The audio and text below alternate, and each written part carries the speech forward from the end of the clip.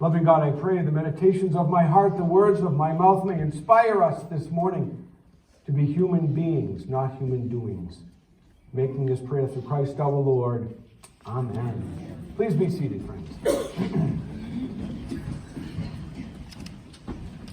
So the past couple of weeks been spending an awful lot of time in Hannaford Brothers, downtown Gorham.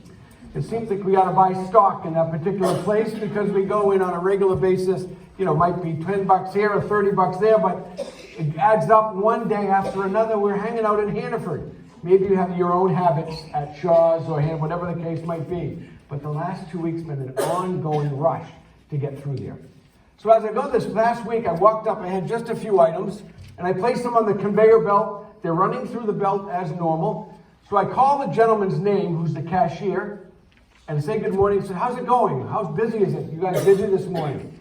No response at all from this gentleman. He just keeps taking my bags, throwing them all through.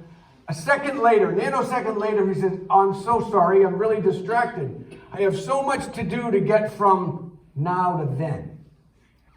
I've got so much to do to get from now to then. And I was rattled.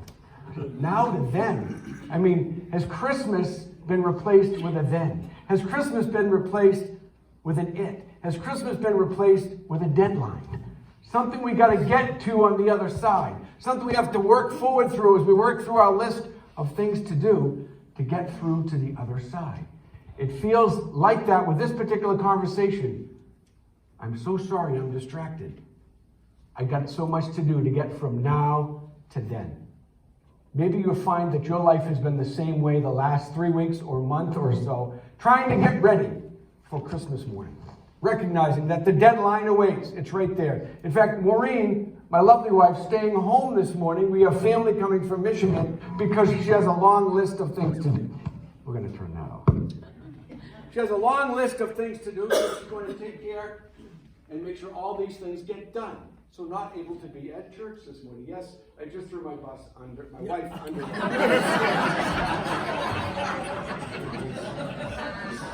A long list of things to do at home, for sure. So I point this out because we take a look at this whole Advent season and what we are about Christmas time. We find ourselves running from one place to the next, trying to get things done so that we can therefore finally relax. But what I think happens to us sometimes is once the list is accomplished, Christmas morning arrives and we find ourselves with kind of an empty feeling. Kind of an empty feeling. Have you ever been there where it feels like I've done all this work to get ready, but I'm really empty with what the finished product looks like? A reason for the emptiness. Maybe we were confused with love and duty.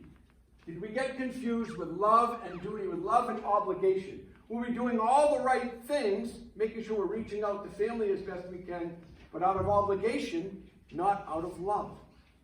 We have a niece and a nephew down in the Louisiana area, and dutifully every year, LL Bean gift card for her, Dick's Sporting Goods gift card for him. We won't see him, we won't talk with them. Put it in an envelope and send it off. One more thing, checked off the list. How many of you go to the post office and send bunches of things to the post office to various family that are out of town? It's part of the process. We won't see them, but we're fulfilling our duty. Love and duty, love and obligation. See, when we fulfill out of duty, it's really an empty kind of feeling. But when we fulfill those obligations out of love, we meet God. So it's a very different way of doing all the same things, but doing them with love as opposed to with just the idea for obligation, for duty. A very, very different scene. So this morning, friends, is gut check time. What's your stress level like? What's your level of blood pressure, as it were? Where are you at with 2 days out, 48 hours between now and Christmas? Where do you find yourself in your preparations to get to the deadline? Where do you find yourselves?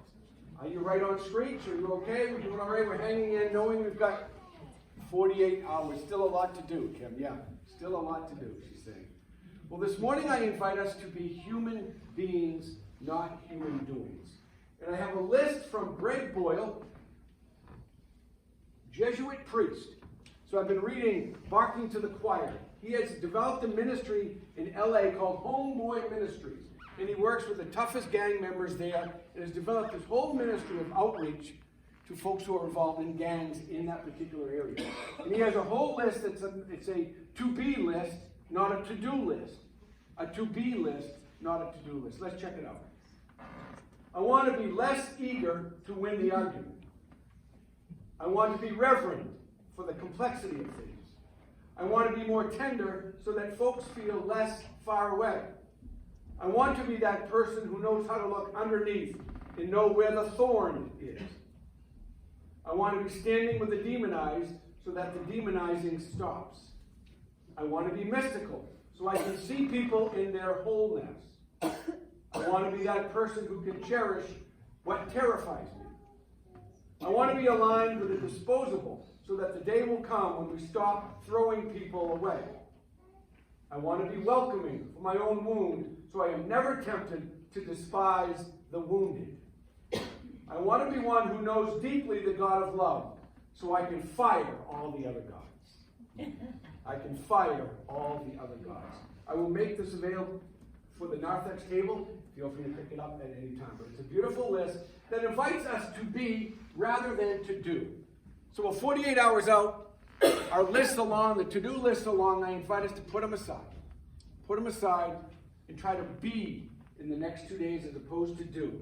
In that way, we will be able to experience the gospel reading read by Cindy this morning. Emmanuel, God is with us. We will know that God is truly with us because we will have stopped long enough to be as opposed to do. In that way, Christmas Eve, Christmas morning, we'll wake up with a feeling we never thought possible because we were able to be, to do. Merry Christmas, folks. Hope to see you soon on Tuesday.